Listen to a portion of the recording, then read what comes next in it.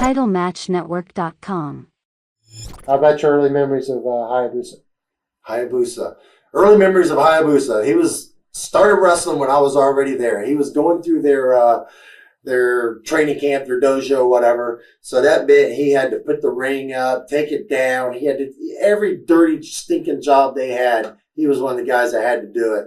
And they'd send us out in the ring sometimes when they were working out and just send us out there and say, just go out there and just beat them up. And just beat them up, basically. That's the way they do it in Japan. Send them in, hit him with a clothesline, boom, comes back, bloody mouth.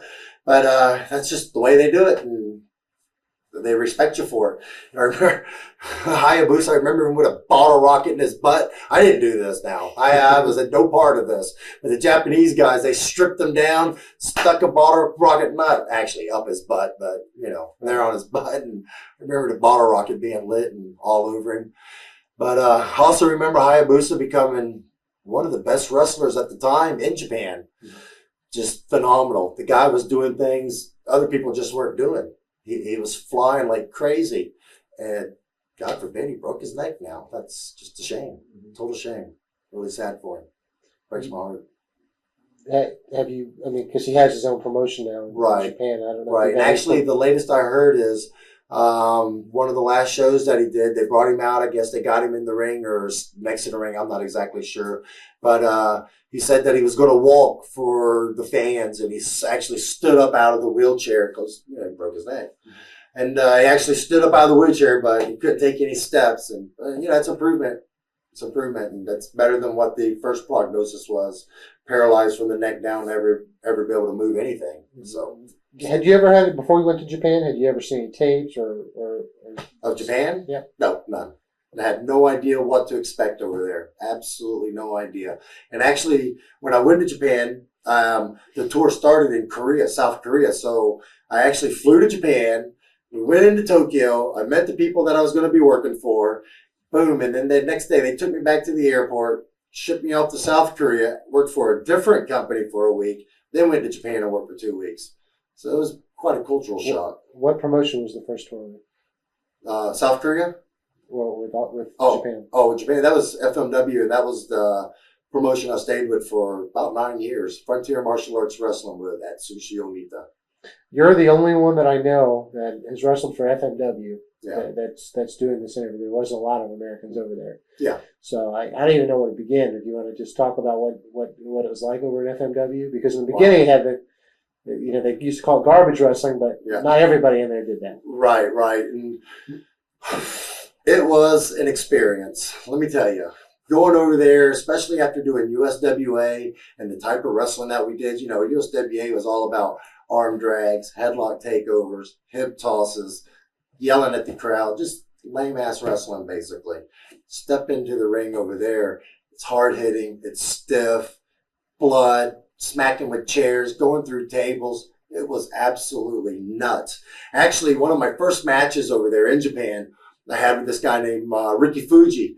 And I laid out this match with him, and totally American-style match. Totally American-style. But it was a good match, and the crowd, they bought it. They clapped where they were supposed to, oohed and awed and whatever. They did what they were supposed to, where they were supposed to. And after the match, I get back to the dressing room, and the boss actually walks up. No, not the boss. The president of the company walks up to me, and he's got a real soft voice. He goes, Mike, this match was very good American-style match. He's struggling to get the English out. And I'm like, oh, thanks, thinking I'm getting a praise. All right, they like me. But we don't want American-style match. That's not what we want here. Please do Japanese-style. I'm sitting there thinking, oh, my gosh, what's Japanese-style? I have no idea. So Jimmy Del Rey was actually on the tour, and he got with me. He helped me out quite a bit. And it didn't really come together for me my first tour over there, and it didn't really work out very well. They weren't even going to bring me back, but Del Rey talked them into it, told them, I was nervous and different style, and they decided to give me another chance. And thank goodness they did, because, man, I took off with that second chance. Sure did. The working against some of the Japanese guys, who probably a lot of them learned to speak English. Oh, yeah. How do you work through a match? Well, fortunately, even though they don't speak English, they learn the wrestling lingo in English. So they understand like lariat and duck. And so if you can talk to them before, that's okay. But the company, like I said, FMW, when I started out there, they were huge on kayfabe, huge. We did not get to see the other guys at all. I was wrestling these guys, for like a year, and I didn't even know them because I never saw them. They were on a different bus, different dressing room. We never got to meet up in the middle except for in the ring. So it was kind of rough, and, the matches kind of showed it. If you look at any of the early stuff, it was brutal. It was brutal. You could call that garbage wrestling. But I think eventually we developed it and figured out what we were doing because we were all young. It was a young company. We were all young, didn't know what we were doing. But we figured it out and did pretty well, actually. Who came up with G the Gladiator? They did. I'm not sure exactly who, but I told them what my name was, Mike Awesome. And this was on the phone, and they said that they don't think their wrestling fans would understand what Mike Awesome was, and they wanted to call me the Gladiator, which in Japan they can't say gladiator, so they say Graziator. And over the years, it's actually been shortened where the fans just call me Grazi. It's like a nickname. Drop off. Grazi. Yeah. How much Japanese did you pick up after being there all these years? Quite a bit, actually. It's got to be kind of on my own terms, like, if I'm asking directions where a restaurant is, I can get all the directions. If I'm in a restaurant and, I can't read it, but basically I know the menus, and on some of the menus have pictures on them. But I can order all my food with no problem, and I don't know. I get by pretty good. Yeah. Some Americans had said that, because they're Americans, they were treated differently or kind of pushed to the side. Did you? Maybe in the beginning. But after I strived and stayed there for a couple of years, it's almost like they start building a respect for you.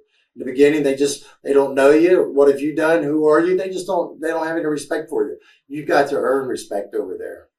And you just can't earn it overnight. Mm-hmm. What have you heard about the new promotion in Japan? The World Pro Wrestling? I heard they had a good backer and that they had a chance of taking off. So, but there's a lot of new promotions over in Japan now. A lot of promotions, and for guys that aren't working in the U.S., geez, they need to try to get hooked up in Japan. Definitely. How lucky do you feel now that there's one company in the United States? Yeah, one. And they're doing all these cuts. And then with your experience, it's kind of worked in your favor now that you probably have a couple of choices over in Japan. Yeah. What was the question? I don't know, just if any feelings you have on it. Huh. You're always kind of lucky after. Yeah, tell you what, here in the States, just the one company, but you got TNA too, but it's just cable, so it's not really exactly the same as another company. This one company thing, I just don't think it's going to work personally. I just don't think it's going to work because in the past, one of the things that I enjoyed doing, which my friends enjoy doing, and I'm sure the majority of the wrestling fans out there enjoyed, was Monday night, that remote in your hand and flicking back and forth and seeing who had the best show on at that exact moment to see which one you're going to watch. Right. And it was more competitive. It was more exciting. The WWF, they had to beat WCW, and WCW, they had to try to beat WWF. You had something to compete against. Now they're not competing against anything except themselves. Mm-hmm. There's nothing to compare yourself to except yourself. How can you do that? You can't compare yourself to yourself. You got to compare to what else is going on out there. And Vince decided he wanted it all, and he's got it. Hope he's happy. TitleMatchNetwork.com